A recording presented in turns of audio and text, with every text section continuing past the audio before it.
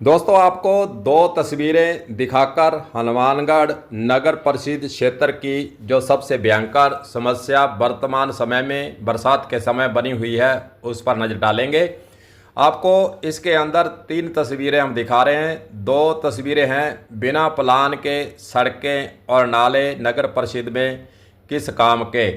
दूसरी तरफ एक तस्वीर है वाटर हार्वेस्टिंग सिस्टम की, जिसमें बरसात का पानी बड़े आराम से भूजल कुएं के अंदर जाता है, उससे जल स्तर भी बढ़ता है और पानी के जल भराव की जो समस्या है वह ख़त्म हो जाती है।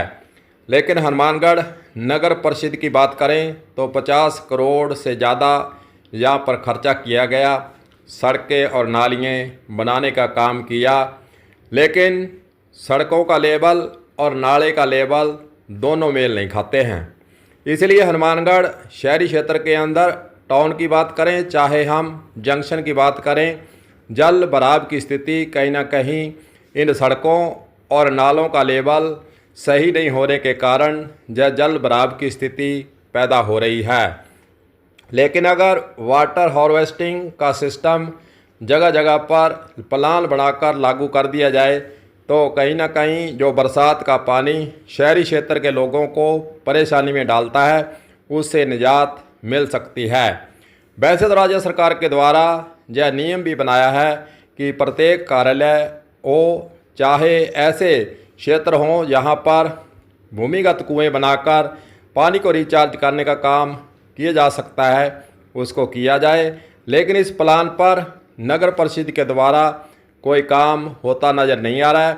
इसलिए नगर परिषद जो शहरी क्षेत्र है हनुमानगढ़ टाउन और जंक्शन, प्रत्येक साल वर्षा इसी तरह से आती है, जल भराव इसी तरह से होता है, लोग परेशानी में रहते हैं, लेकिन समस्या ज्यों की त्यों बनी रहती है।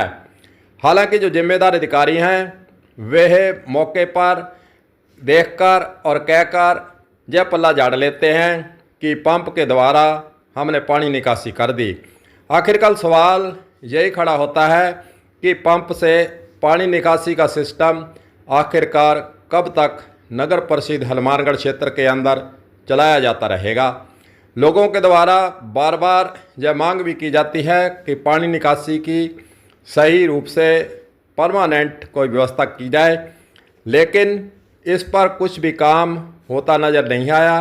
कहने को तो हनुमानगढ़ शहर को सुंदर बनाना, पार्कों का यहाँ पर बनाना, स्ट्रीट लाइट लगाना, बहुत से काम करने का काम किया गया है, लेकिन जो धरातल पर पानी निकासी के लिए काम होना चाहिए था वह अभी भी अधूरा ही चल रहा है।